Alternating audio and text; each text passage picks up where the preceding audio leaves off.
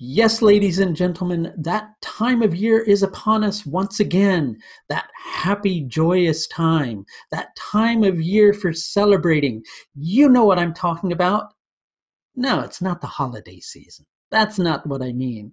What I mean is Mercury Retrograde is once again upon us. That time of year where you can pick one planet and blame all of the problems in your life on one particular planet.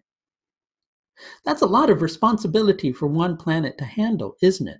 So is Mercury retrograde really such a culprit? Well, no, not at all, right?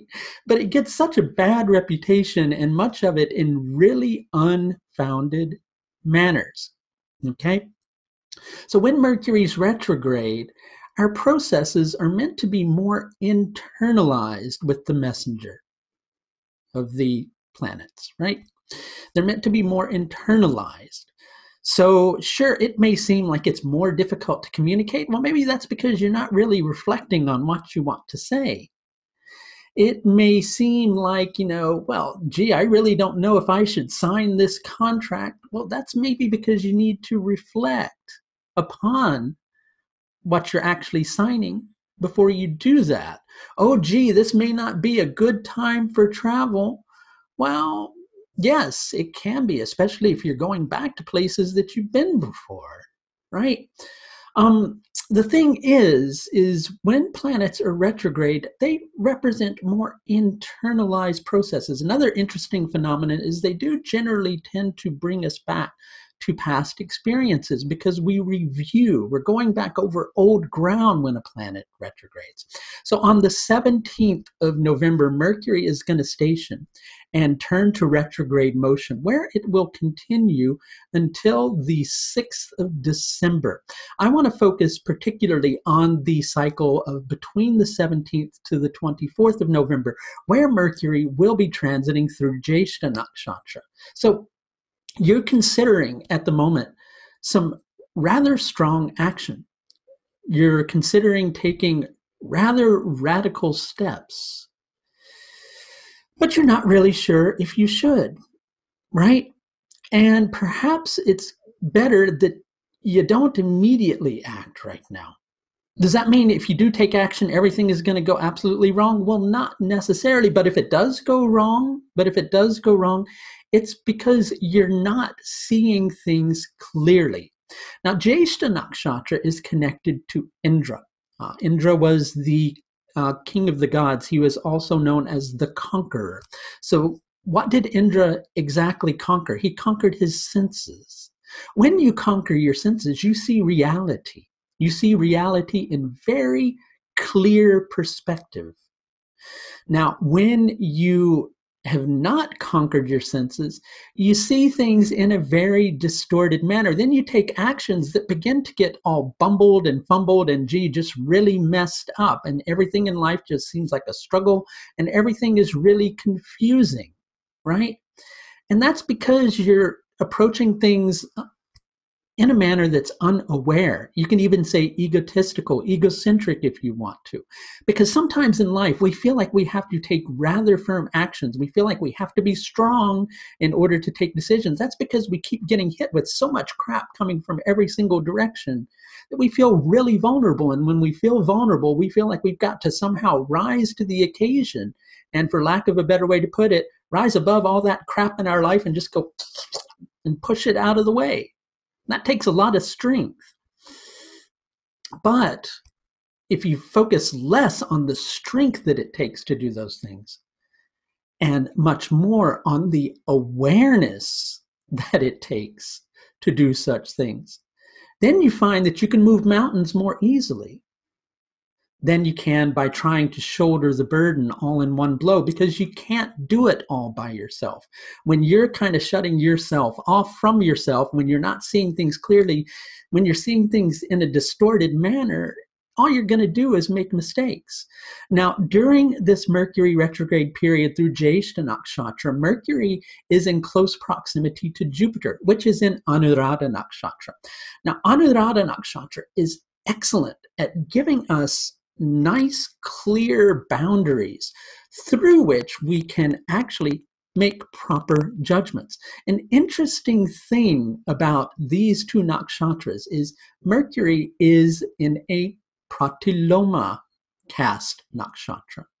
Okay, whereas Jupiter is in an Anuloma caste nakshatra. The Pratiloma caste relates to marrying someone from a lower caste, whereas the Anuloma caste relates to marrying someone from a higher caste. You can understand that in terms of going, right, I have to, reach down and raise something up. No connection with the caste system really meant here. It's more an energetic thing, okay? And with Anuloma, it's about marrying something higher inside of yourself. So there's a connection. There's a real willingness with this particular transit to go deeply into the experience of reflection so that you can make proper judgment, so that you can see things clearly, as long as you're willing to take a look at things in humility, as long as you don't let your ego get in the way. As long as you don't let your ego get in the way and you're willing to be honest with yourself, then you can make greater progress once Mercury shifts back to its direct motion, which is going to happen after the 6th of December, right? Does that mean you have to wait until then? No, but it means the best way to use these processes wisely is to go into a period of reflection. Think about whether or not you're seeing things clearly. Think about whether or not you're letting your ego get in the way of making a decision. Take a look at whether or not you're being true to yourself, whether or not you're being honest with yourself, or whether you're just going, well, you know what? I just have to pretend that I don't feel this way. I just have to act like this is not what I'm thinking so that I can get on with making this decision, making this choice, and just pushing forward with it. No, you don't need to do that. What you do need to do is make it easier on yourself. Now, as Jupiter is in Anuradha Nakshatra, Saturn, which is connected to Anuradha Nakshatra, is in Purva Ashadha Nakshatra.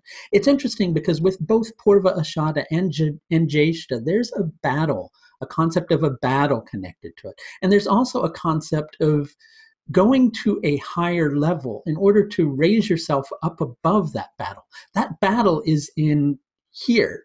I was going to say here, but it's not in here. Maybe a little bit in here, but it's more up here.